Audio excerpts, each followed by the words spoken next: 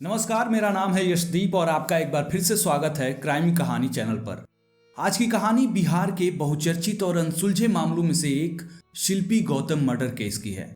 हो सकता है कि आज की कहानी आपको बिहार के बहुचर्चित बॉबी कांड की याद दिला दे। 5 अगस्त 1997 को एक याचिका की सुनवाई के दौरान पटना हाईकोर्ट ने बिहार को पहली बार जंगल राज कहा था। तब पटना हाईकोर्ट ने कहा था कि बिहार में सरकार नहीं है बल्कि बिहार में जंगल राज है। आज की कहानी भी उसी दौर की है। उस समय लालू प्रसाद यादव को चारा घोटाला मामले में मुख्यमंत्री पद से हाथ धोना पड़ा था और लालू यादव की जगह उनकी पत्नी राबड़ी देवी को बिहार की गद्दी पर बैठाया गया था।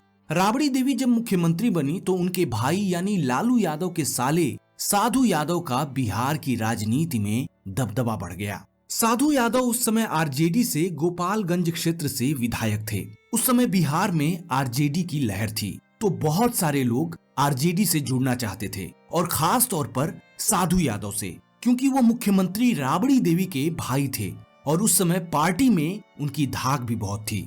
उसी समय एक युवक बिहार की राजनीति में अपना भविष्य संवारने के लिए राष्ट्रीय जनता दल यानी राजद या आरजेडी पार्टी के युवा शाखा से जुड़ गया। 27 वर्षीय इस युवक का नाम गौतम सिंह था। गौतम के पिता का नाम डॉक्टर बीएन सिंह था। बीएन सिंह अपनी फैमिली के साथ लंदन में रहते थे। गौतम सिंह और उसकी फैमिली के बारे में इंटरनेट पर बहुत कम जानकारियां उपलब्ध हैं। इस केस के बारे में भी मुझे इंटरनेट पर बहुत कम जानकारियां मिली। यहाँ तक कि गौतम सिंह की कोई तस्वीर भी नहीं मिल पाई। खैर, जितना भी मिला मैं आपको वो बता रहा हूँ। कई न्यूज रिपोर्ट्स में ये दावा किया गया है कि गौतम के पिता डॉक्टर बीएन सिंह का आरजेडी के कई बड़े राजनेताओं के साथ अच्छे संबंध थे। डॉक्टर बीएन सिंह का बेटा गौतम सिंह अपने परिवार से दूर पटना में ही रहकर राजनीति के दांव पेच सीख रहा था और राजनीति में अपना करियर संवार रहा था। इतने दिनों में गौतम की साधु यादव से अच्छी जान पहचान हो गई थी, साथ में उठना बैठना हो गया था। यहाँ तक कि कुछ रिपोर्ट्स में ये दावा किया गया है कि गौतम सिंह और साधु यादव बिजनेस पार्टनर भी थे। दोनों साथ में एक रेस्टोरेंट भी चलाते थे। एक दिन गौतम सिंह अपनी एक बेहद करीबी महिला मित्र शिल्पी जैन को एक फंक्शन में ले गया। कहा जाता है कि उस फंक्शन में कई बड़े नेता शामिल हुए थे। साधु यादव भी उस फंक्शन में मौजूद थे। गौतम ने अपनी दोस्त शिल्पी को वहां मौजूद सभी बड़े लोगों से मिलवाया, यहाँ तक कि साधु यादव से भी। अब इसी फंक्शन से शिल्पी गौतम मर्डर की नींव पड़नी शुरू हो गई और इसकी भनक ना ही शिल्पी को लगी और ना ही गौतम को। शिल्पी जैन पटना के रेडीमेड कपड़ों के कारोबारी और कमला स्टोर के मालिक उज्जवल कुमार जैन की बेटी थी। 23 साल की शिल्पी जैन बहुत ही खूबसूरत और आकर्षक व्यक्तित्व की लड़की थी। वो मिस पटना भी रह चुकी थी। उसने पटना वीमेंस कॉलेज से ग्रेजुएशन कंप्लीट किया था। उसे कॉलेज के फेयरवेल में क्वीन के खिताब से भी नवाजा गया था। कॉलेज की पढ़ाई खत्म होने के बाद वो कंप्यूटर कोर्स कर रही थी। ये दावा किया जाता है कि शिल्पी और गौतम गर्लफ्रेंड बॉयफ्रेंड थे। साल 1999 के जुलाई महीने की दूसरी तारीख थी। हमेशा की तरह शिल्पी अपने कंप्यूटर इंस्टीट्यूट के लिए घर से निकली। दोपहर 2 बजे के करीब इंस्टीट्यूट जाने के लिए उसने रिक्शा लिया। अभी शिल्पी बीच रास्ते में ही पहुंची थी कि उसे गौतम सिंह का एक दोस्त मिल गया, जिसे शिल्पी भी बहुत अच्छी तरह से जानती थी। उस लड़के ने जोर देकर शिल्पी से कहा कि तुम मेरी कार में बैठ जाओ और मैं तुम्हें अपनी कार से तुम्हारे कंप्यूटर इंस्टीट्यूट छोड़ दूंगा। शिल्पी उसकी रिक्वेस्ट को मना नहीं कर पाई और रिक्शे से उतरकर उस दोस्त की गाड़ी में बैठ गई। अब गौतम और शिल्पी के उस म्यूचुअल दोस्त ने अपनी कार को शिल्पी के इंस्टीट्यूट के रास्ते की ओर ना ले जाकर पटना शहर से बाहर फुलवारी शरीफ नाम की एक जगह की ओर मोड़ दिया। आपको बताते चलूं कि फुलवारी शरीफ में ही साधु यादव का निवास स्थान था। तो अब गाड़ी को दूसरे रास्ते पर जाते देख शिल्पी ने उस लड़के से कहा कि मुझे अपने कंप्यूटर इंस्टीट्यूट जाना है और तुम मुझे कहीं और ले जा रहे हो। तब उस लड़के ने कहा कि हम फुलवारी शरीफ जा रहे हैं, जहां गौतम भी है। अब गौतम का नाम सुनने के बाद शिल्पी नॉर्मल हो गई। वो लड़का शिल्पी को फुलवारी शरीफ के एक गेस्ट हाउस में लेकर गया। वो गेस्ट हाउस उस समय कुछ बड़े लोगों की अय्याशी के अड्डे के रूप में बदनाम था। अब इधर शिल्पी को अपने घर से निकले काफी समय हो गया था। दोपहर से शाम हो गई पर शिल्पी अपने घर नहीं गई। घर वालों ने शिल्पी को हर उस जगह ढूंढा जहां वो जा सकती थी, पर शिल्पी उन्हें नहीं मिली। शिल्पी के घर वालों ने गौतम से भी संपर्क किया, पर शिल्पी तो गौतम सिंह के साथ भी नहीं थी। जब गौतम सिंह को शिल्पी के लापता वाली खबर मिली तो वो भी बेचैन और परेशान हो गया। गौतम ने भी हर जगह शिल्पी के बारे में पता करना शुरू कर दिया। आखिरकार गौतम को ये किसी से पता चल गया कि शिल्पी को फुलवारी शरीफ के गेस्ट हाउस में ले जाया गया है। फुलवारी शरीफ के उस गेस्ट हाउस के बारे में सुनते ही गौतम सिंह की हालत खराब हो गई। वो जानता था कि वो गेस्ट हाउस किन चीजों के लिए कुख्यात है और वहाँ शिल्पी के साथ क्या हो सकता है। वो तुरंत फुलवारी शरीफ के उस गेस्ट हाउस की तरफ दौड़ गया। जब गौतम उस गेस्ट हाउस में पहुंचा तो देखता है कि उस 23 साल की लड़की पर कई लोग टूट पड़े हैं। उस लड़की के साथ कई लोग दुष्कर्म करने का प्रयास कर रहे हैं। गौतम उन लोगों के बीच पड़ी शिल्पी को बचाने के लिए उनसे लड़ने लगा और पुलिस के पास जाने की बात कहने लगा। पर एक अकेला गौतम उन लोगों से ना ही शिल्पी को बचा सका और ना ही खुद को बचा सका। इसके बाद गौतम को भी पकड़ के मारा पीटा गया, उसको लात जूतों से रौंदा गया। बताया जाता है कि शिल्पी जैन के साथ सामूहिक दुष्कर्म किया गया और फिर दोनों का गला दबाकर उन्हें मार दिया गया। इधर जब शिल्पी के घर वालों को शिल्पी नहीं मिली तो उन लोगों ने पुलिस में जाकर उसके लापता होने की रिपोर्ट दर्ज करा दी। 2 जुलाई की पूरी रात बीत गई, 3 जुलाई की सुबह भी बीत गई, पर परिवार वालों को शिल्पी की कोई भी खबर नहीं मिली, ना ही पुलिस ही उन्हें कुछ बता पाई। अचानक 3 जुलाई 1999 की रात करीब 9 बजे पटना के गांधी मैदान के पास स्थित विधायक आवास के एक गराज के पास पुलिस का मजमा लग गया। वजह थी एक सफेद मारुति जेन कार में 2 अर्धनग्न लाशों का मिलना। ये लाशें गौतम सिंह और शिल्पी जैन की थीं। बताया जाता है कि जो गराज था वो साधु यादव का था। अब पुलिस को उन लाशों की खबर किसने दी, किसने ये बताया कि साधु यादव के गराज में 2 लाशें पड़ी हैं, ये जानकारी कभी भी बाहर नहीं आ पाई। जब पुलिस उस गराज के पास पहुंची थी तब उस गराज का दरवाजा भी अंदर से लॉक था, यानी कोई भी बाहरी व्यक्ति बिना अंदर जाए ये कभी नहीं जान पाता कि उस गराज में 2 लाशें पड़ी हैं। तो थ्योरी ये दी गई कि जिसने भी पुलिस को खबर दी उसे पहले से ही सारी घटनाओं के बारे में जानकारी थी। जिसने भी पुलिस को जानकारी दी थी एक योजना के तहत दी थी। गराज का दरवाजा तोड़ा गया और पुलिस अंदर गई। मारुति जेन में शिल्पी जैन और गौतम सिंह की लाशें पड़ी थीं। पुलिस ने दोनों की तस्वीरें लीं, जो उस समय कई बड़े न्यूज चैनल्स के पास भी गईं। उस कार में शिल्पी और गौतम की लाशें अर्धनग्न हालत में थीं। गौतम ने एक पैंट पहन रखी थी और शिल्पी के शरीर पर कपड़े के नाम पर एक टी शर्ट मात्र थी और दावा किया गया कि वो टी शर्ट भी गौतम सिंह की थी। रात 9 बजे के करीब घटना स्थल पर पुलिस पहुंची थी और 9:30 बजे के आसपास साधु यादव अपने समर्थकों के साथ घटना स्थल यानी कि अपने आवास पर पहुंच गए और वहां पहुंचकर अपने समर्थकों के साथ हंगामा करने लगे।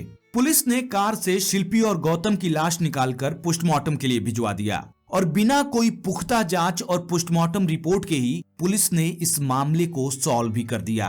पुलिस का कहना था कि हमने इस तरह के बहुत से केस देखे हैं, ये आत्महत्या का मामला है और दोनों ने अपने परिवार के दबाव में आकर जहर खा लिया है। अब सवाल ये था कि बिना किसी रिपोर्ट के पुलिस ने ये कैसे दावा कर दिया कि शिल्पी और गौतम ने आत्महत्या ही किया है, और बिना पोस्टमार्टम और विसरा रिपोर्ट के पुलिस ने किस बिना पर यह आशंका जता दिया कि दोनों ने जहर खाया है। इस मामले में ये भी सवाल उठे कि अगर दोनों ने आत्महत्या की भी थी तो दोनों अर्धनग्न हालत में क्यों थे, शिल्पी के कपड़े कहाँ थे, उसने गौतम की टी शर्ट क्यों पहन रखी थी। इसके बाद पुलिस ने इस मामले में एक और लापरवाही बरती। जिस कार में शिल्पी और गौतम की लाश मिली थी, जिसमें कातिल के सबूत हो सकते थे, उसके फिंगरप्रिंट्स मिल सकते थे, बेहद लापरवाही दिखाते हुए पुलिस ने उस कार को एक पुलिस कांस्टेबल के द्वारा ड्राइव करवा के पुलिस थाने भिजवा दिया, जबकि ऐसा नहीं होना चाहिए था। इस तरह पुलिस ने कार की स्टीयरिंग व्हील से फिंगरप्रिंट्स मिटा दिए, जो कि शायद कातिल के हो सकते थे। ऐसे मामले में उस कार को बहुत सावधानी से सबूतों का ध्यान रखते हुए उसे खिंचवा कर पुलिस थाने ले जाना चाहिए था, पर पुलिस ने ऐसा नहीं किया। इतना तेज रिपोर्ट देने के मामले में पटना पुलिस काफी चर्चा में आ गई। इतना ही नहीं, गौतम के परिवार वाले जो कि विदेश में रहते थे, उनकी गैर मौजूदगी में गौतम का पोस्टमार्टम करा के 3 जुलाई की रात को ही उसका अंतिम संस्कार करा दिया गया। पर जब शिल्पी और गौतम की पोस्टमार्टम और फॉरेंसिक रिपोर्ट आई तो पटना पुलिस की बड़ी किरकिरी हुई। उन रिपोर्ट्स के अनुसार शिल्पी की बॉडी पर सीमन के निशान पाए गए थे, जो कि एक से अधिक व्यक्तियों के थे।